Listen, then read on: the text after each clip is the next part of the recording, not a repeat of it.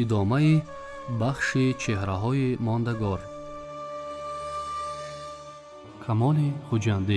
کمال خوجندی بنیادگذار کاخ عظیم سخن.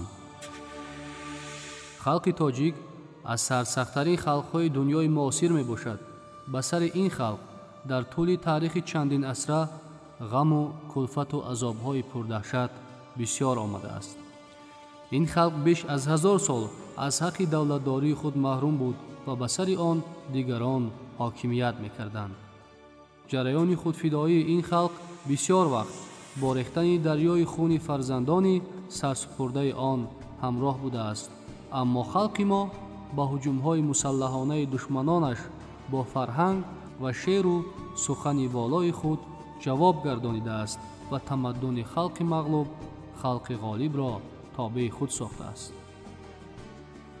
در همین 1000 سالی که ما در وطن خود از حق حکومت کردن محروم بودیم، غالبان جهت پیشبرد نظام جامعه زبان ما را ناچار به صفت زبان رسمی دولت خود و فرهنگ ما را همچون سرمایه فرهنگی خود به کار می بردند.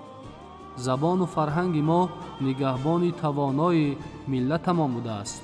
ایمپریاهای بزرگ و پرحشمت یکی بعد دیگر فرو ریختند، ولی شعر و علم و دانش و فرهنگ بی‌نظیر ما بیشتر قوت گرفته با گذشت ایام تواناتر و شکست ناپذیرتر میشد. با خود تصور کنید موافق خبر تاریخ نویسان به زبان مادری ما بیش از 6000 شاعر صاحب دیوان، 3000 عالم صاحب رساله های علمی اثر ایجاد کردند و بسیاری از این اثرها در عمده‌ترین کتابخانه های شرق و غرب و جنوب و شمال دنیا محفوظند. خلق ما بیش از 3000 سال پیش از این صاحب الفبا بود. معلوم است که تمدن‌های قدیمی محض منسوب به خلق‌های میباشند که صاحب خط و سواد بودند. ما تاجیک‌ها که یک حصه از خلق‌های آریایی نژادیم، مثل دیگر آریایی‌ها بنیادگذار تمدن بنی بشر شناخته شده‌ایم. اما تمدن تنها شعر و غزل و ادبیات و هنر نیست، و تجربه عظیم علمی، فنی و اقتصادی است. خلق ما می تواند از آن افتخار داشته باشد که در درازای تاریخ بسیار نمودهای نباتات، درختان و زراعت‌ها را به مثل گندم، برنج، کنجد، انگور، خرما، چهارمغز و هاکس‌ها در زمان پادشاهی کوروش کبیر و داریوش بزرگ محض از وطن ما به نقطه‌های گوناگون دنیا انتقال داده بودند.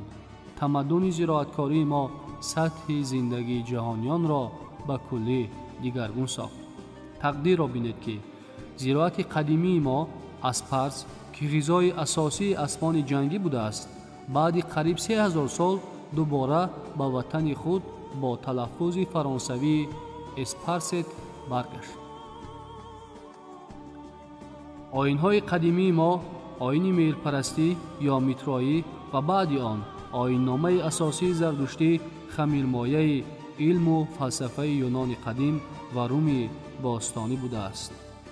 بسیاری از اختراعات و فنون آریاییان قدیم از قبیل سدبندی یا بستن رود و دریاها، کانالسازی، بنیاد کاریز و چاه‌های عظیم، آبانبارها، ایجاد راه‌های سنگفرش یا شاسی سراسری، ساختن کاخ‌های با شکوه مثل تخت جمشید، نقش‌های برجسته بیستون و نقش رستم که تصویری از باختری‌ها، سکایی‌ها و سعودیان وطن ما را نیز در بر دارند، یا کوشک و قلعه‌های باستانی تخت کیقوباد، کافر قلعه و قهقهه در تاجیکستان امروزه، اینها همه تاریخی میباشند که مایه افتخار ما اند.